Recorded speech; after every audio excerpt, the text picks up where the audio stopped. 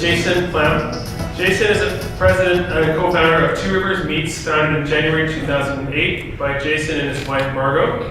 Inspired by Margot's father's farm, Pemberton Meadows Natural Beef, the couple set out to find other producers of cattle, poultry, sheep, game, and pork, and that demonstrated the same dedication to ethical and sustainable animal husbandry. Today, Two Rivers Meats represents over 20 small-scale farms, ranches, and producers, supplying dozens of restaurants, hotels, and retailers across British Columbia.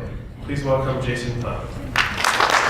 Thank you, Richard, and everybody for showing up here tonight for Food Talk, Volume 2. So let me take you back to the summer of 2007.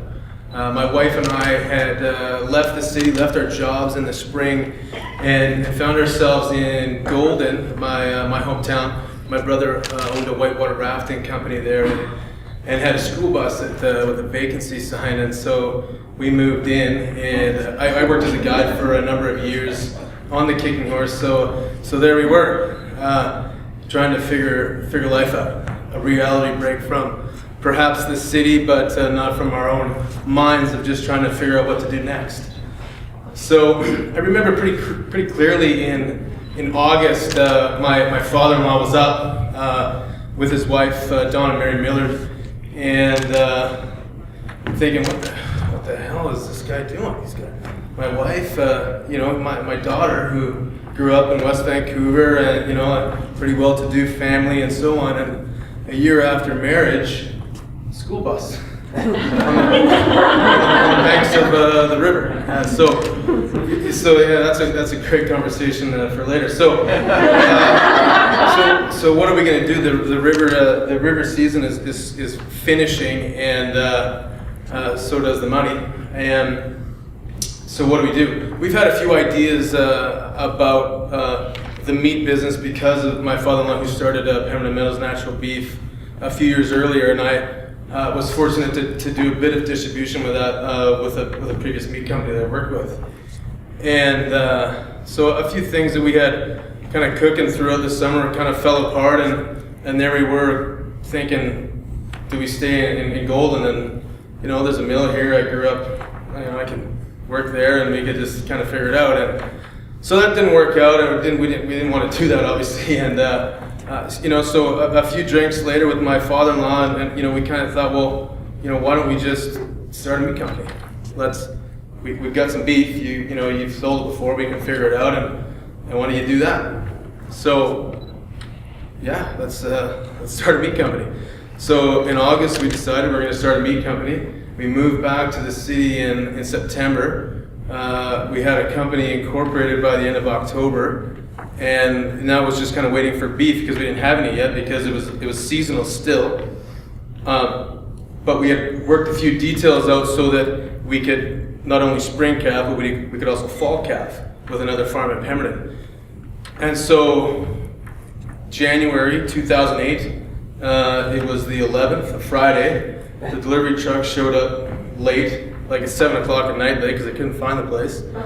We had scratched together. My father-in-law had a warehouse that was empty, full of old equipment that he wasn't using, and we cleaned it up and put a couple of coolers in it and a table to cut some meat on, and we started a meat company. Ground zero. That was it. The meat showed up. Four head of Pemberton beef. We customized and made our own hanging rack that worked, and filled a cooler up, and so there we were. It was late at night and I was staring at the beef, and I was like, holy shit, that same amount's gonna be back here in 2 weeks. I gotta get rid of this stuff. So I gotta cut it. So I gotta learn how to cut meat, because I wasn't a meat cutter. I mean, I could walk my way around a carcass, but I wasn't a meat cutter, right? So so it was a daunting task. 4 head of beef. It sounds very small. 4 heads, like a couple of cows, right? But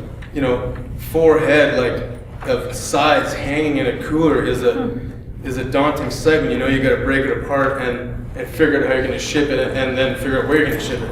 We did a bit of legwork, pretense to getting the product, and so it worked out. I mean, I spent 20 hours a day or ish to learn how to cut, and I had people coming in to help me, just to show me, give me some detail and how to cut and work this product.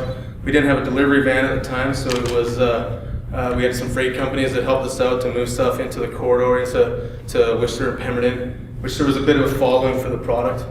So conceptually, we needed to figure out what we were going to do. I mean, the meat industry, the meat trade in Canada, meat trade in Vancouver is a very mature business. The companies have been around for quite some time, and so a new company to walk in with a concept, there's resistance, and so something new with a bit of a different story perhaps would get us some legs.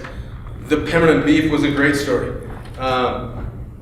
The relationship that we had there obviously was my father-in-law, so I spent lots of time on the farm on the weekends to help out and just understand what was going on there. So knowing the details from birth and so on through the feeding process and to get to the point where it's time to take them to market, and then we took care of it from there to hang it properly and age it and then cut it specifically specialized to the needs of chefs in Vancouver. And so that kind of became the concept. I mean, ish, right? Because it was all very new, right? So local, we had an interesting story. We had a transparency of details that were from birth, and we took it to the plate. So we really brought the farm to the chef and gave them all the details that they needed, which was something that was not around, something that just wasn't available. The whole story of what the farmers did, how they treated their animals, what they fed their animals, and that whole kind of life story of the animal, and then we took it to our shop.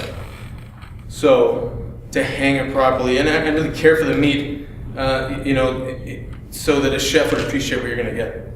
So we figured that out. I mean, it took some time, but we got it going. We started dry aging all the prime cuts, which was really interesting. And just like reducing a sauce, you're pulling that water out of the meat and creating these amazing flavors. And I remember doing some really crazy stuff for Warren Garrity at West at the time.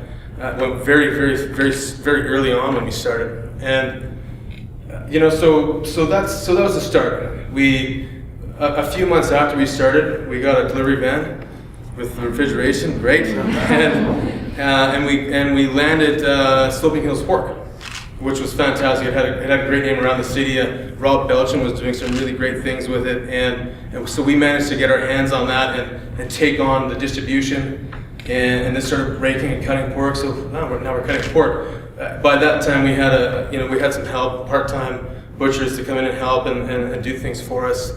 And great. So we got a couple of lines of product, and things are rolling. The beef was 100 head, which was 4 head every 2 weeks at the time. And we rolled into the summer and thought, okay, we got 2 lines of product. We got some sales happening. We need some chicken. What else do we need? We got to get some stuff. And so we had a couple people working for us now, and we went into the Fraser Valley, and wow, there is a lot of great stuff in the Fraser Valley, and it wasn't really being tapped into. It was just kind of like no one was really grabbing onto it and saying, look at this stuff. Like let's tell the story. Let's talk about what they're doing and bring it to those guys, bring it to the chefs. And so we did that. We brought in some duck. We hooked up with Thiessen Farm. He's been doing it's a 3rd generation game bird farm. So we hooked up with those guys. We did some work with Maple Hill with chicken. We started working with Johnson Packers and their pork as well, just to have, because Sloping Hill was so limited. We had 4 head every week, which is 4 heads, not a lot of pork.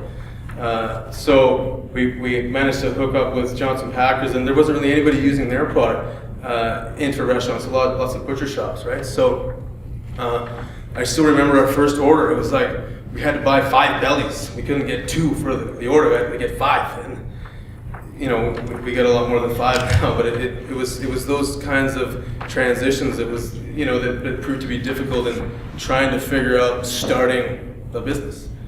So we are now 4.5 years old, and we've got a great crew of people working for us, and from the warehouse to shipping and receiving to production to operations and sales. We've got a great sales crew of 4 guys from the Okanagan to Vancouver Island, covering everything, and it's been a great journey. We're now and we've recently just launched our new line of charcuterie, dry cured meats, salamis and muscle meats, and it's going to start hitting the streets in the next couple weeks. So we got a lot going on, and with the thank of the farmers.